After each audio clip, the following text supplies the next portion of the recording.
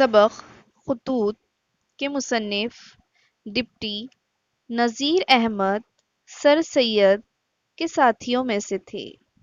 وہ سن 1836 میں منجور میں پیدا ہوئے۔ ابتدائی تعلیم انہوں نے گھر پر حاصل کی، پھر اعلیٰ تعلیم کے لیے دہلی گئے۔ وہ پہلے مدرس، پھر محکمہ تعلیمات میں ڈپٹی انسپکٹر ہوئے۔ انہوں نے ہندوستانی قانون کا ترجمہ کیا۔ اس وقت کے گورنر نے خوش ہو کر انہیں ڈپٹی کلکٹر بنا دیا۔ نذیر احمد اردو کے پہلے ناول نگار کہلاتے ہیں۔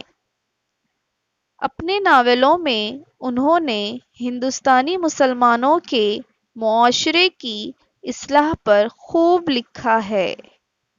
وہ عورتوں کی تعلیم کے بہت حامی تھے۔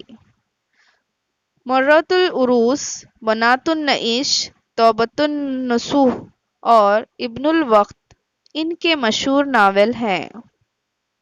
انہوں نے قرآن کا ترجمہ بھی کیا ہے۔